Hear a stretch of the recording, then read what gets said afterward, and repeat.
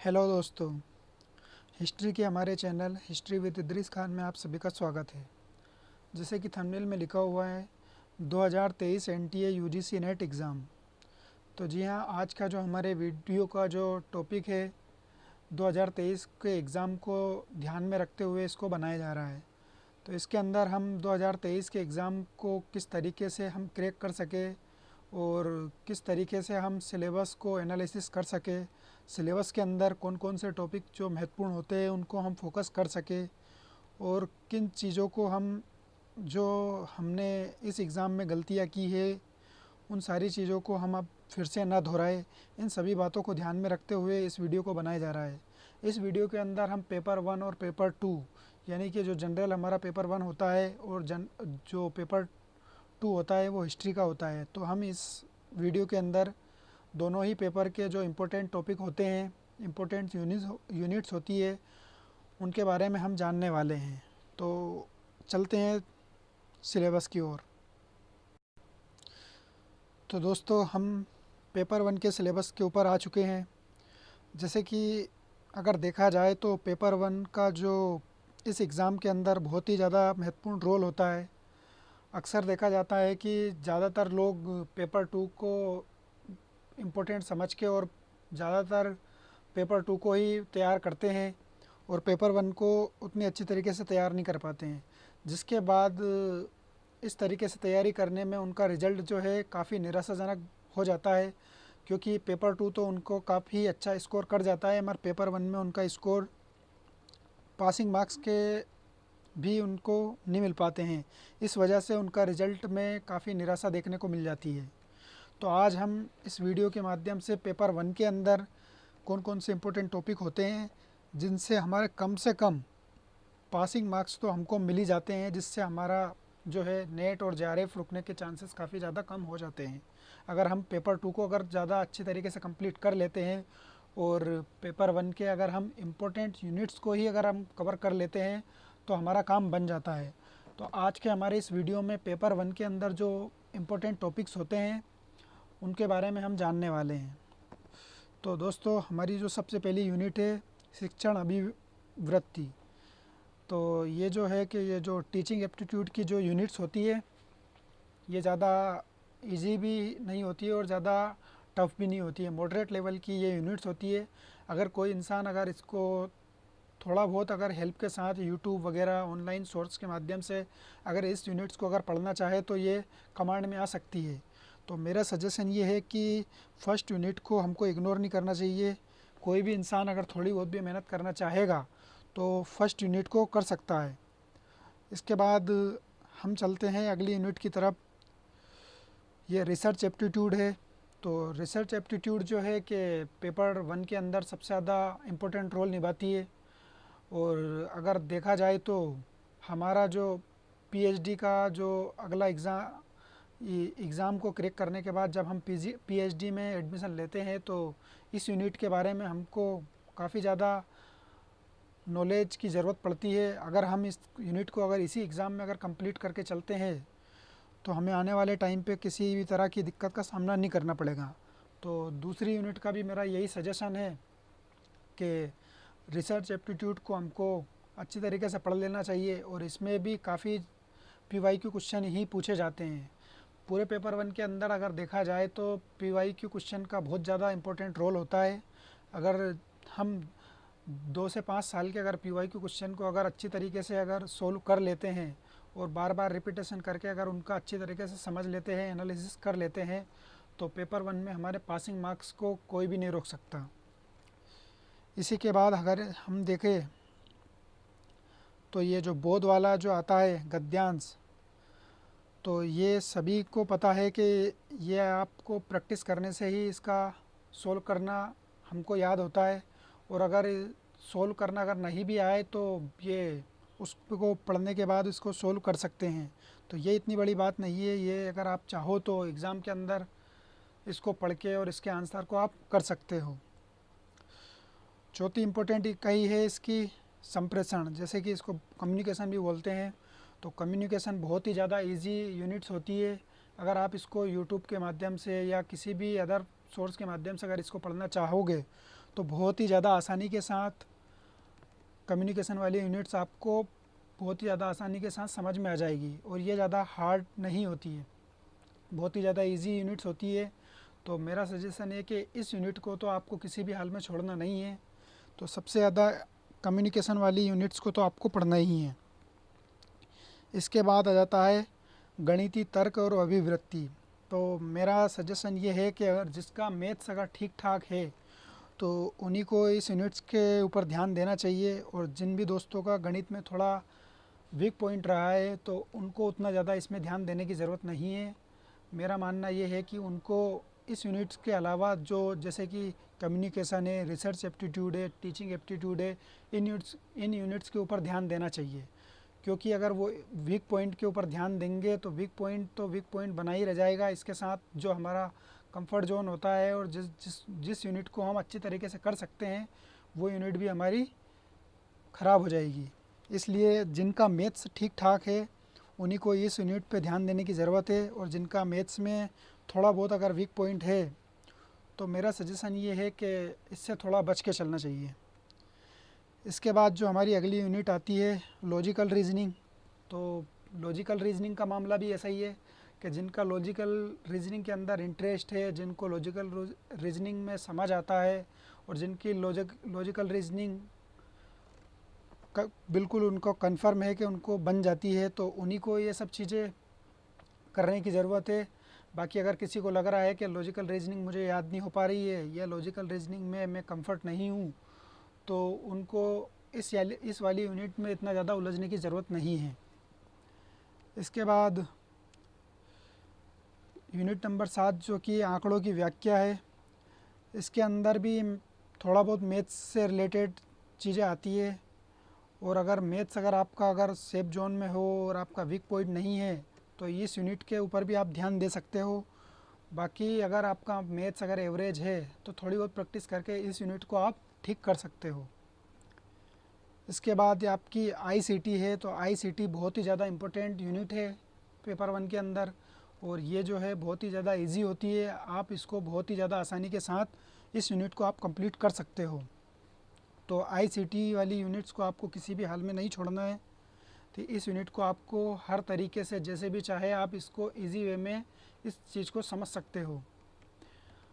आगे चलते हैं हमारी यूनिट नंबर 9, लोक विकास और पर्यावरण। तो ये वाली यूनिट भी बहुत ही ज़्यादा इजी है।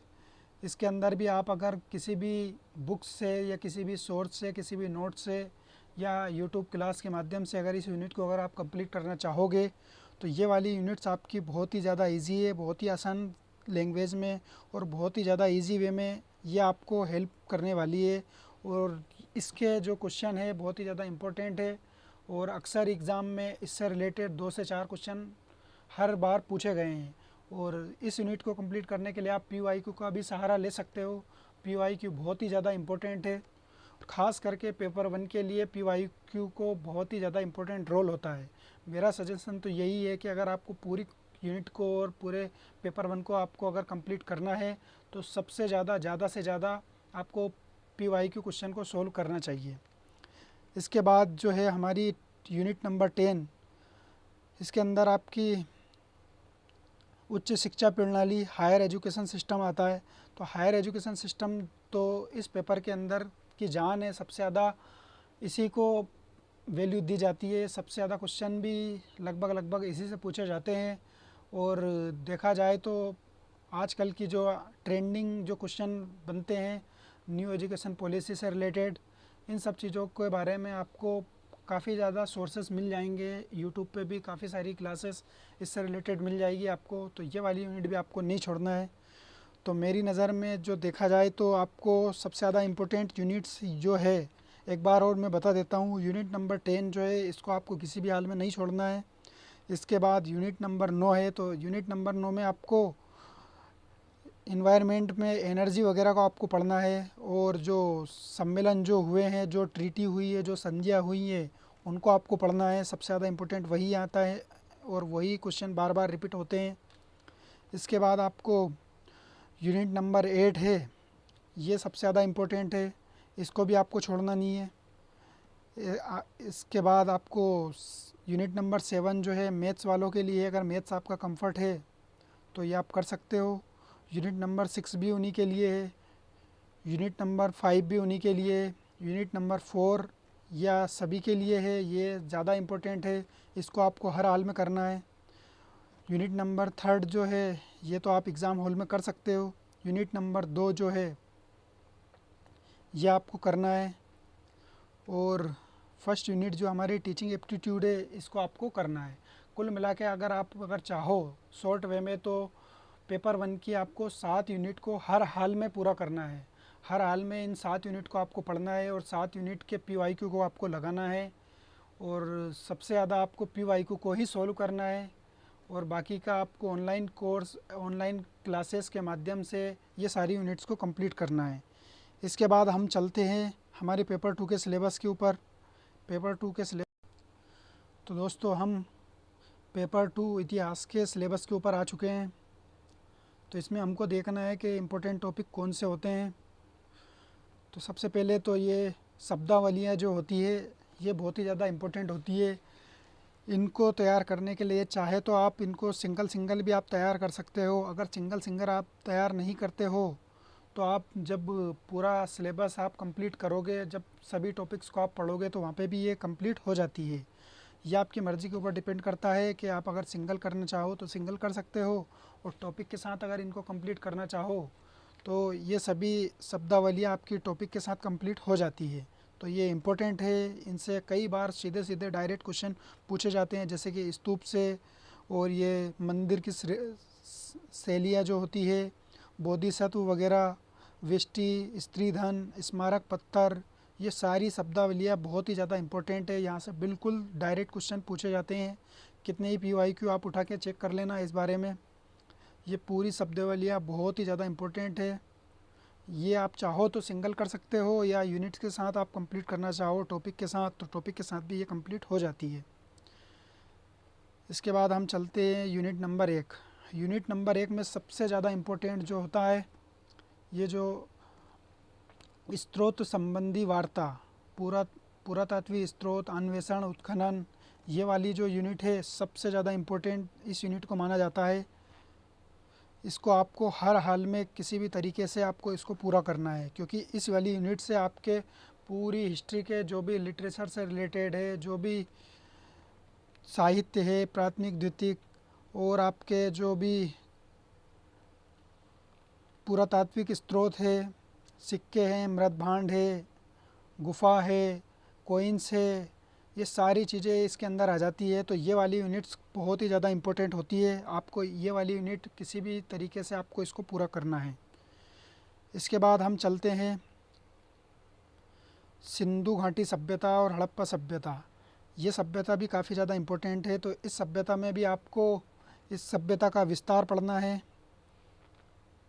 इस सभ्यता के जो साइट्स हैं वो पढ़ना है।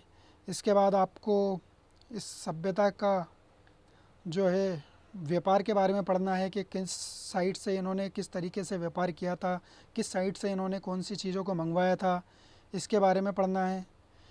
इसके बाद किस स्थल से कौन सी चीज़ें मिली है, साक्ष्य किस स्थल से मिले हैं, कौन सा स्थल किस नदी के किनारे है, कौन सा स्थल किस देश में है, कौन सा स्थल किस प्रदेश में है, और किस स्थल की खोज किसने की है, ये ज़्यादा इम्पोर्टेंट है।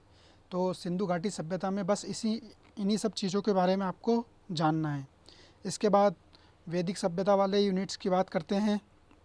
तो वैदिक सभ्यता में आपको यहाँ से आपको लिटरेचर पढ़ना है। वैदिक सभ्यता में आर्यों का जो निवास स्थान है उससे रिलेटेड आपको पढ़ना है।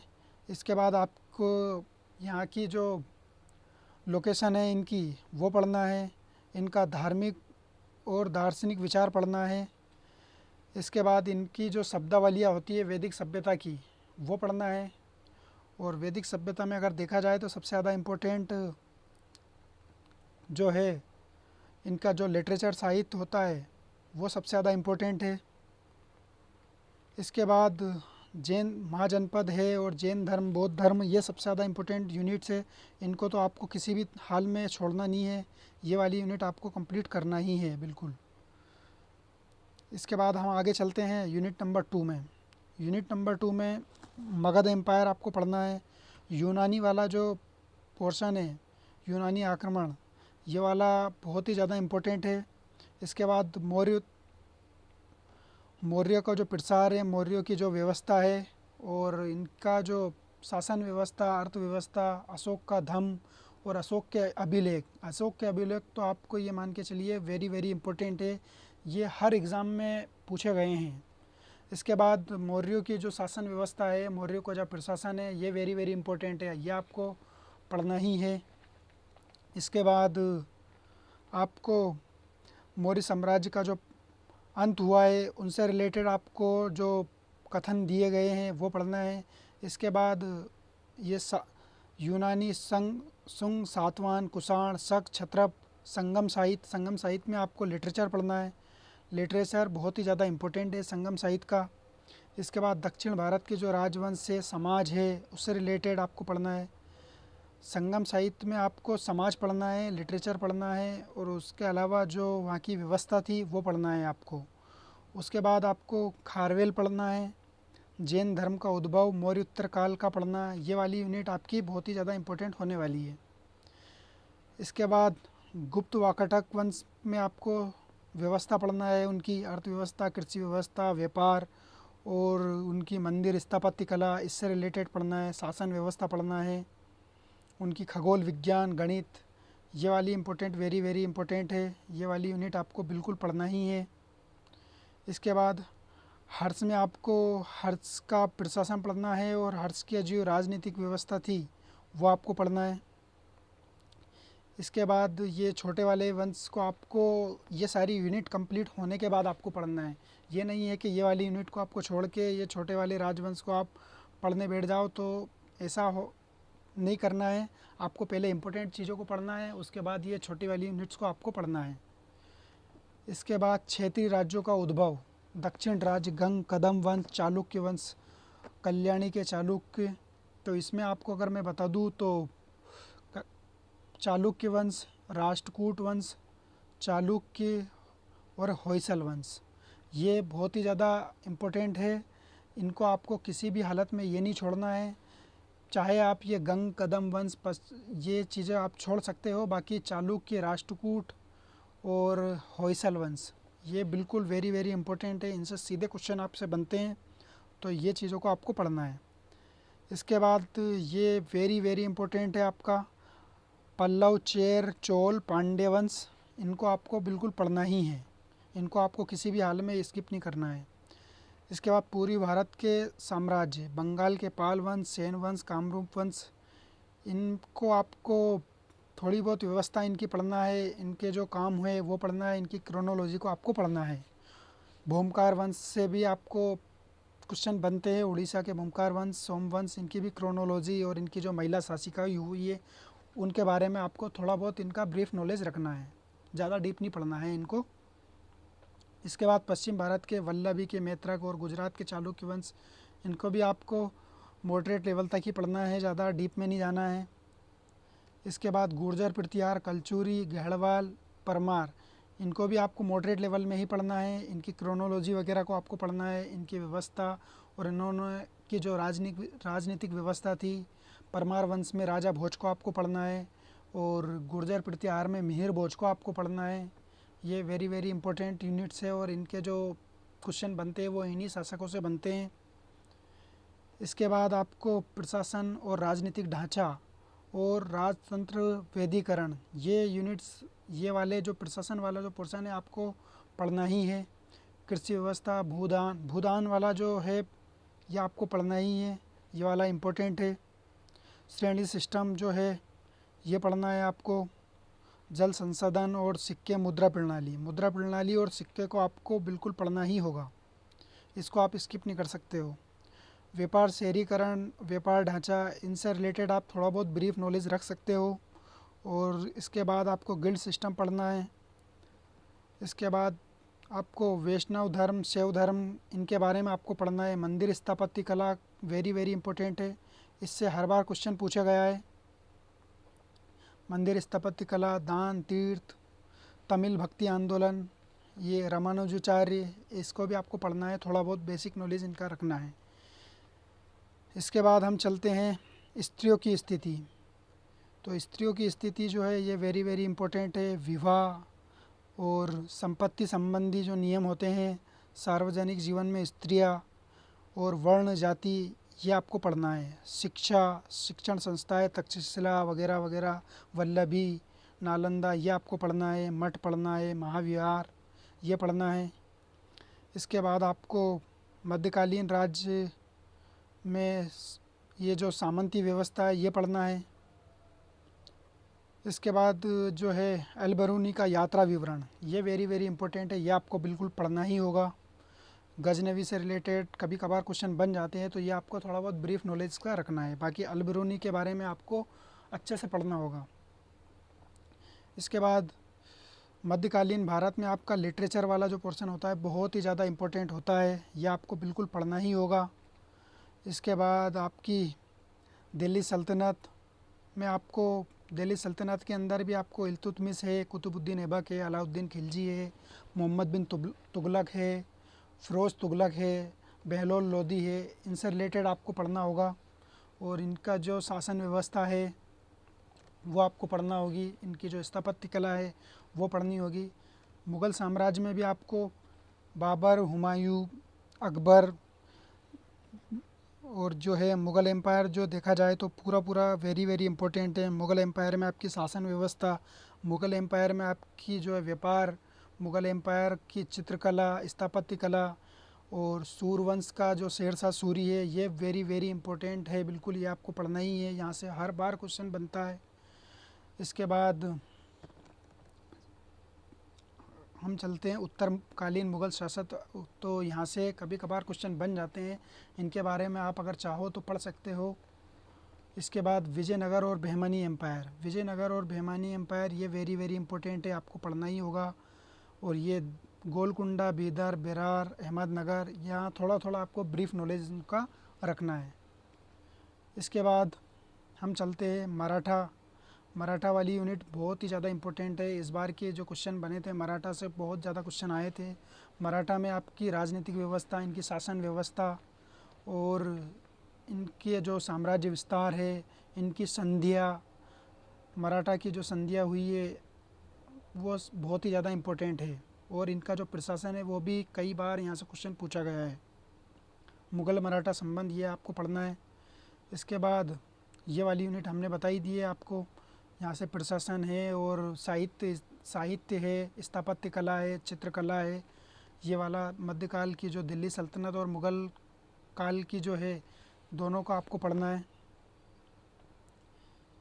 इसके बाद आपको व्यापार वाणिज्य इनका पढ़ना है, थोड़ा बहुत ब्रीफ नॉलेज रखना है। इसके बाद सूफ़ी सिलसिले को आपको पढ़ना है। सूफ़ी सिलसिले में भी आपको मोटा मोटा पढ़ना है। भक्ति आंदोलन पढ़ना है, शैववाद, वैष्णववाद। इसके बाद उत्तर और दक्षिण के जो संत है, राजनीतिक व्यवस्था है, जीवन, ये पढ़ना है। सिख आंदोलन वेरी वेरी इंपॉर्टेंट है, सिख आंदोलन आपको पूरा पढ़ना पड़ेगा। सिख के जो 10 गुरु हुए हैं, 10 गुरु में उन्होंने क्या क्या व्यवस्था उन्होंने लागू की, किस तरीके से उन्होंने लंगर व्यवस्था और जो भी उन्होंने नया नया जो व्यवस्था स्टार्ट की है, इसके बारे में आपको पढ़ना पड़ेगा। इसके बाद हम चलते हैं आगे, स्त्री की स्थितियाँ वगैरह, ये सारी चीज़ें आपको थोड़ा बहुत इनका नॉलेज रखना है। इसके बाद आधुनिक भारत में आपकी समाचार वेरी वेरी इंपॉर्टेंट है, समाचार आपको पढ़ना है। समाचार के बाद आपको लिटरेचर पढ़ना है। चित्रकारी से भी कभी कभार क्वेश्चन पूछे जाते हैं, ये पढ़ना है। और इसके बाद अगर देखा जाए तो ब्रिटिश सत्ता का विस्तार जो हुआ है उसको आपको पढ़ना होगा। इसके बाद आपको बंगाल, अवध, हैदराबाद, ये वाली यूनिट, कर्नाटक, पंजाब, ये आपको पढ़ना होगा। और ये डोमिनियन सिस्टम जो था ये आपको पढ़ना है, इसको किसी हाल में नहीं छोड़ना है। 1857 का विद्रोह, ये वाला आपको पोर्शन पढ़ना है। इसके बाद हम चलते हैं तो आधुनिक भारत का, तो अगर देखा जाए तो पूरी यूनिट जितनी भी आधुनिक भारत की बहुत ही ज़्यादा वेरी वेरी इंपॉर्टेंट है। और देखा जाए तो हर एग्ज़ाम में जितनी भी बार हुआ है NTA UGC नेट का, आधुनिक भारत से ही सबसे ज़्यादा क्वेश्चन पूछे गए हैं। एंसेंट इंडिया और मिडेवल से उतने ज़्यादा क्वेश्चन नहीं आए हैं। जितने भी क्वेश्चन बनते हैं सबसे ज़्यादा आधुनिक भारत से क्वेश्चन बनते हैं। आधुनिक भारत में आपकी जो है कृषि व्यवस्था और भू राजस्व व्यवस्था, इनसे रिलेटेड आपसे बहुत ही ज़्यादा क्वेश्चन पूछे जाते हैं। इसके बाद आप देखा जाए तो रेलवे, सड़क परिवहन, संचार, इनसे भी कभी कभार क्वेश्चन पूछे जाते हैं। अकाल संहिता वगैरह ये आपको पढ़ना होगा। इसके बाद ईसाई मिशनरिया है, ये पढ़ना है। एजुकेशन सिस्टम आपको पढ़ना है। जनजाति और किसान आंदोलन, ये वाला जो है बहुत ही ज़्यादा वेरी वेरी इंपॉर्टेंट है। यहाँ से तो आपका 2 से 3 क्वेश्चन डेफिनेटली आपका हर एग्ज़ाम में बनता है। ये आपको बिल्कुल कंप्लीट करना है। इसके बाद एजुकेशन सिस्टम आपको पढ़ना है। और सामाजिक सुधार आंदोलन, ये वाला जो सेशन, ये वाला जो आपका पोर्शन है बहुत ही ज़्यादा इम्पोर्टेंट है।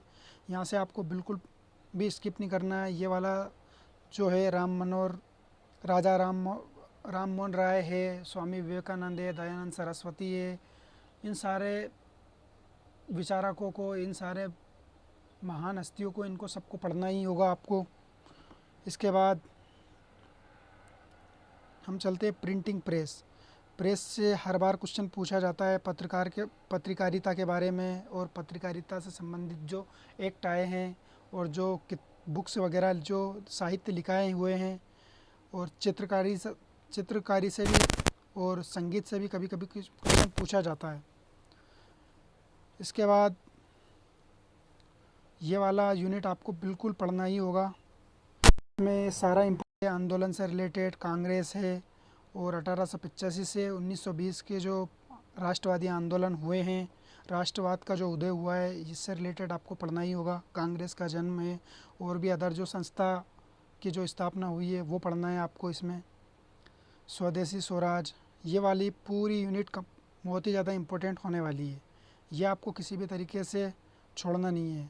और यूनिट नंबर 10 जो है, इसके बारे में तो मैं बस यही आपसे कह सकता हूँ कि अगर आपका हिस्ट्री वाला पोर्शन अगर बिल्कुल कंप्लीट है तभी इस यूनिट्स में आपको जाना चाहिए। और अगर आपका हिस्ट्री वाला पोर्शन अगर आपका कंप्लीट नहीं है और आप चाहो कि मेरी हिस्टोग्राफी कंप्लीट कर लूँ, तो ये सही काम नहीं होगा। मेरी जहाँ तक सजेशन है, आपको हिस्ट्री का पोर्शन सबसे ज़्यादा पहले कंप्लीट करना है, उसी के बाद आपको हिस्टोग्राफी में जाना है। क्योंकि अक्सर देखा जाता है कि हिस्टोग्राफी में अननोन क्वेश्चन को पूछा जाता है। हाँ, कभी कभार ऐसा हो जाता है कि बुक्स वगैरह के बारे में पूछा जाता है, तो बुक्स वगैरह आप याद कर सकते हो इसी वाली यूनिट से। बाकी आपको इसमें ज़्यादा डीपली जाने की ज़रूरत नहीं है। ये बाकी की जो 9 यूनिट्स है हिस्ट्री की, उन्हीं को आपको सबसे ज़्यादा कंप्लीट करना है। उन 9 यूनिट्स में भी आपको मैंने बताया है कि किन किन चीज़ों को आपको पढ़ना है। एक बार और मैं शॉर्ट्स में बता दूं कि एंसेंट इंडिया के अंदर जितनी भी जो मौर्य एम्पायर है, गुप्ता एम्पायर है, मौर्य उत्तर काल है, और मिडेवल में है दिल्ली सल्तनत है, और मुग़ल काल है, और शिवाजी का है, इनका जो शासन व्यवस्था है, इनका जो प्रशासन है, इनको आपको बिल्कुल भी स्किप नहीं करना है, इनको पढ़ना ही होगा। और मौर्य उत्तर काल के अंदर देखा जाए तो जो व्यापार है, श्रेणी है, इनसे रिलेटेड आपसे क्वेश्चन पूछे जाते हैं। और जो है अशोक के जो अभिलेख है, अशोक के द्वारा बनवाए गए स्तूप से रिलेटेड जो क्वेश्चन है, अशोक की जो नीतियाँ है, धम्म नीति है, और अशोक के जो धर्म प्रचारक जो है गए हुए हैं विदेशों में, धर्म प्रचार है, इनसे रिलेटेड आपको पढ़ना ही होगा। और जैन धर्म, बौद्ध धर्म से डायरेक्ट क्वेश्चन पूछे जाते हैं, इनको आपको नहीं छोड़ना है। आगे हम बात करते हैं कि इन सब चीज़ों को आपको किस तरीके से पढ़ना है। तो मेरा जहाँ तक सजेशन है आपको, कि पहले आपको किसी भी तरीके की यूट्यूब क्लास, या आप किसी कोर्स को परचेस कर रहे हो तो उन क्लास को, या आप नॉर्मली किसी भी तरीके से आपको बेसिक जो ब्रीफ नॉलेज आपको दे वो आपको पढ़ना चाहिए, या वो वीडियोस आपको देखना चाहिए।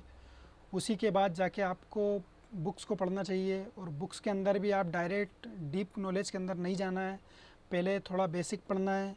पहले पूरी बुक को आपको बेसिक तरीके से पढ़ना है, फिर वो बेसिक आपका जब कंप्लीट हो जाएगा उसके बाद आपको डीप नॉलेज के अंदर जाना है। और ज़्यादा डीप में नहीं जाना है, क्योंकि हम अक्सर देखते हैं कि क्वेश्चन जो बन रहे हैं एनटीए यूजीसी नेट के अंदर मॉडरेट लेवल के ही क्वेश्चन ज़्यादातर बनते हैं। 8 से 10 क्वेश्चन ही आपको डीप लेवल के मिलते हैं जो अननोन टाइप के क्वेश्चन होते हैं। तो वो जो क्वेश्चन होते हैं वो सभी के लिए प्रॉब्लम खड़ी करते हैं। ऐसा नहीं है कि जो आपसे नहीं बन रहा है वो आप सभी से बन रहा है, ऐसा नहीं है। वो 8 से 10 क्वेश्चन अननोन जो आते हैं वो सभी के लिए प्रॉब्लम खड़ी करते हैं।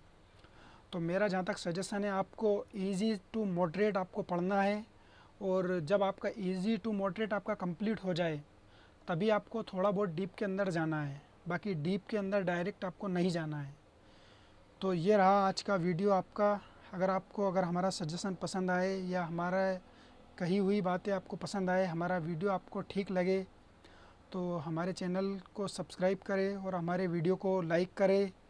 और अगर इससे रिलेटेड आपकी कोई भी अगर क्वेश्चन हो, कोई भी आपका डाउट हो, तो कमेंट्स बॉक्स में आप बता सकते हो, और या नहीं तो आप पर्सनल मैसेज करके भी आप पूछ सकते हो। मैंने बुक्स के बारे में आपको बता ही दिया है, और बुक के बारे में एक बार फिर से मैं बता रहा हूँ कि ज़्यादा बुक्स को नहीं पढ़ना है, कम से कम बुक को आपको पढ़ना है। मेरे ख्याल से आपको 3 पार्ट के लिए 3 ही बुक को रखना है, और फर्स्ट पेपर के लिए आपको ऑनलाइन का ही सहारा लेना चाहिए, क्योंकि बुक की जो लैंग्वेज है आपको शायद थोड़ी प्रॉब्लम खड़ी कर सकती है। इसलिए आपको ऑनलाइन ही आपको पेपर 1 को आपको कंप्लीट करना चाहिए। और हिस्ट्री के लिए आपको 3 ही बुक को आपको पढ़ना चाहिए, ज़्यादा बुक को में नहीं भटकना चाहिए। उन्हीं बुक को आपको बार बार पढ़ना है, और उन्हीं बुक को आपको बिल्कुल एक हिसाब से देखा जाए तो बिल्कुल आप रट्टा मार सकते हो, मगर उन्हीं बुक का मारना है जो बुक हम पढ़ रहे हैं। ये नहीं है कि हमने एक बुक पढ़ ली है फिर उसके बाद दूसरी बुक पकड़ ले, ऐसा नहीं करना है बिल्कुल भी। जो 3 बुक हम एंसेंट, मिडेवल और मॉडर्न के लिए हम पढ़ रहे हैं, उन्हीं बुक को आपको बार बार फॉलो करना है, उन्हीं बुक को आपको बार बार पढ़ना है। और जब ये आपकी बुक अगर आपकी कंप्लीट हो जाएगी, फिर उसका बाद आपको एमसीक्यू से रिलेटेड आपको पीवाईक्यू करना चाहिए। और दूसरा ये है, एमसीक्यू प्रैक्टिस करने के लिए आपको अनअकैडमी का सहारा आप ले सकते हो। मैंने जैसे पहले भी बताया कि सोनी मैम की क्लास आप देख सकते हो। और लास्ट जब एग्ज़ाम टाइम आता है तो एग्ज़ाम टाइम में आपको बड़े बड़े जो थ्योरी वाली बुक्स है इनको आपको छोड़ना है। या तो आप शॉर्ट नोट्स आप पढ़ सकते हो, या फिर मेरा सजेशन ये है आपको ज़्यादा से ज़्यादा प्रैक्टिस करनी चाहिए। एमसीक्यू से रिलेटेड आपको ज़्यादा से ज़्यादा 1 से 2 महीने आपको प्रैक्टिस करनी चाहिए, जिससे आपका कॉन्फिडेंस लेवल भी हाई रहेगा, और आपकी प्रैक्टिस करने से एग्ज़ाम में आपकी स्पीड भी बढ़ेगी। और जो है आपको ये जो एंसेंट है, मिडेवल है और मॉडर्न है, इसके लिए आपको कम से कम मेरा ख्याल है आपको एक दिन के अंदर 1 से 2 घंटे आपको एक यूनिट्स को या एक लेसन को आपको पढ़ना चाहिए। एक 1 से 2 घंटे में आप मॉडर्न पढ़े, 1 से 2 घंटे में आप मिडेवल पढ़े, 1 से 2 घंटे आप एंसेंट पार्ट को पढ़े। इस तरीके से आपका पेपर 2 तैयार हो जाएगा। इसके बाद कम से कम 2 घंटे आपको पेपर 1 के लिए भी आपको अलग अलग यूनिट्स के हिसाब से आपको पढ़ना चाहिए। तो ये सारे सजेशन है मेरे। अगर आपको सजेशन पसंद आए तो अच्छी बात है, अगर ना पसंद आए तो आपकी मर्ज़ी है। हमारा काम है बताना। जिस तरीके से मेरी स्ट्रेटजी रही है वही मैंने आपको बताई है। इसी तरीके से मैंने अपने शेड्यूल को और इसी तरीके से मैंने पूरी रणनीति के साथ पढ़ाई की है, उसी के बाद मेरा ये स्कोर रहा है। तो दोस्तों आज का वीडियो बस यहीं तक। थैंक यू, धन्यवाद।